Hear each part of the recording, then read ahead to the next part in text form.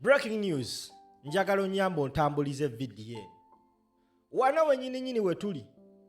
Kyagulanyi Ssentamu Robert Bobi Wine we yali ayagala government ya Museveni agituusizaawo. Tewaba muntu y'omu akeera ku makya n'agamba nti it was a mistake for Bobi Wine to call upon Ugandans to use the national flag mu kalulu kano ke tulimu. Teyali nsobi. Ekintu kino Kyagulanyi ateekwa okuba nga yakicalculatinga. Oluvannyuma lw'olemesa NUP okwambala obukofiira bwayo newankubadde nga baasigala babwambala ab'emputtu.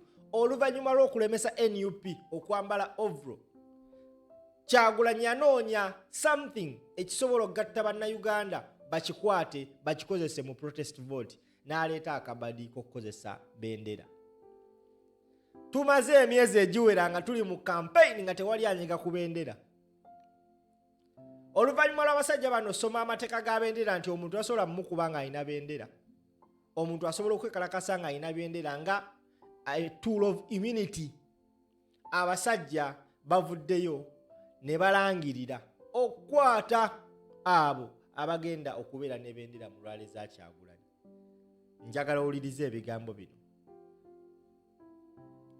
One of these days, don't be surprised ng'ekintu ekyatuuka Kalangala the other time mu kalulu akagwa kituuseewo nga bakutta abaana abawera 10 n'omusobyo olwa Uganda flag, because waliwo ekintu kyotagenda kujja ku bannayuganda nga kyo kyabayingiddemu. Omwogezi wa Polisi just a few minutes ago ayogedde ku nsonga ya bendera era njagala owulirize n'obwegendereza ate nkomewo nkubuulire kyobadde tonnaba kubanga omanya, because amawulire gayiga. Tambuza video. Concerns we came across about people getting concerns. Abuse, not abuse. Abuse, not abuse. First and foremost, one of the reasons why I've come out to make a comment about it is it is our duty to sensitize the public. Sometimes we enforce these laws on a population sometimes which is ignorant. Without any doubt, very many citizens of this country are ignorant about the do's and don'ts of the national flag. So it is also not very prudent as the enforcement bodies to emphasize simply enforcement, to look out for that person who has transgressed against the law. At times you need to come out and speak so that the people align with their national and legal obligations. There is a law. Let people just know the following, that there is a law which guides the use of the national flag and other armorial ensigns, and that is the National Flag and Armorial Ensigns Act. It tells you who allows you the permission to, who authorizes you to use that flag. So people should just know that there is a law and there are do's and don'ts. Anyone wishing to use a flag in that law can read it yourself. It's online. Requires prior permission from the minister, and in that case, that minister is the Minister of Justice and Constitutional Affairs. We have observed a number of uses that are not appropriate. For us as institutions of government, you see us use the national flag. We hang it every morning. In the evening, we bring it down. When it rains, we again bring it down and store it, protect it from the rain, all in the name of respecting it as a national symbol. Now, on the contrary, the citizens we police use it. Some have been hanging it even on electric poles. I think you saw it on social media.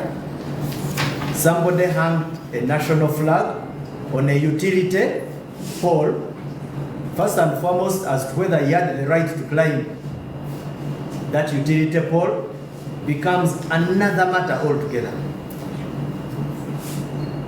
They are using it for all sorts of things. But somebody will ask, why have you not taken action against them? I've said it much earlier. I've said that sometimes it is not about just arresting and getting the other one simply on the account of contravention.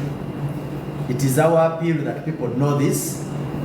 It is our appeal that people follow and respect these national symbols. It has been commonly used in this current political environment. The excitement.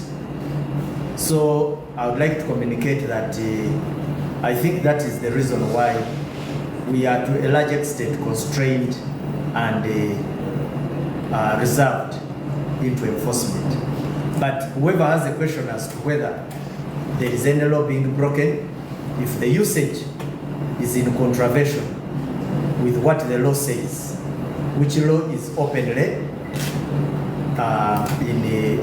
on digital spaces, then there is a contravention. So that is what I would like to communicate. I thank you. All right. Oyo Yerusoke omwogezi wa polisi ngayogera ku nsonga za Uganda fulaga. Amasanyalaze mugawulira, kyemmanyi mugawulira. Naye gwe Kyagulanyi Ssentamu Bobi Wine nze nkutadde. Nkuwadde ekitiibwa ekikyo. Tokyasaana na kitiibwa kya bwassa. Oyina kategori gy'olimu nga ogirimu bwogu mu ggwanga lino Uganda.